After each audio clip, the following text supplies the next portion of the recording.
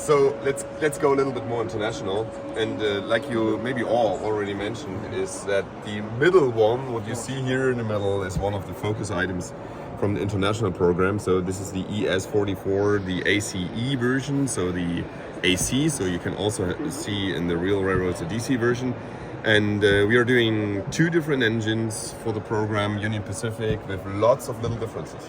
So like we mentioned before here at the show, both locomotives are in lots of details really different, not just paint scheme. It's the door in front, where we have the left side and right side door, and it's also some other details like the lights are up or down, whatever. So explore that locomotive, take a look in the brochure and focus on details. You will see it's different, and that makes it funny to have in one train locomotives not just paint scheme wise different, also from the tooling. So that's a funny thing. And for sure it's a start of a big series, because it's possible to do more than 60 color versions of these locomotives. Yeah. As we have all the different details also different, we can really realize that 60 versions next year all. Yeah. And the most important thing is that you can also, use it in a multiple unit, right? You can definitely use it in a multiple unit. You can use it with our CS3 in a multiple unit. We just talked about that yesterday again with our technicians.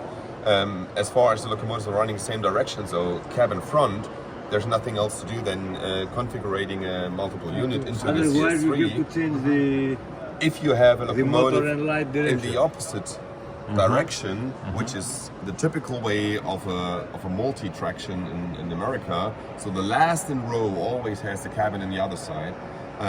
There you have to change the running direction in the CDs. This is important, otherwise you go crazy with the configuration of the multiple unit. But what you have to do too is, and this is what we talked yesterday too with our team, is you have to adjust first that, or make sure first that the locomotives are really running the same speed. Yes. Right. You can buy 3 locomotives, they are all running minimum a little bit with a different speed. Differently, yeah. The best you can do is have a little oval, and you put the locomotives in the opposite points, and you let them run.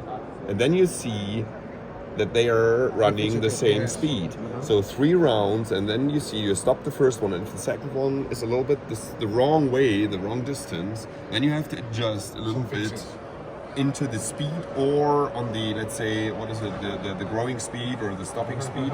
So this is necessary to do, because otherwise you go crazy with a train, especially if you would have a helper in the middle, because a multi-traction in America doesn't matter hanging lots of locomotives together and having train on that, cars on that. They are also, especially in coal trains, using helpers in the middle. So that means, let's say, 2 or 3 locomotives in front, 1 in the middle, and another one at the end. Yeah. So if you have lighter cars in the middle and they're running different speeds, they're pushing the cars out of the track. So this is really important if you want to make that prototypical way of. Thank you very much. Yeah. Cat.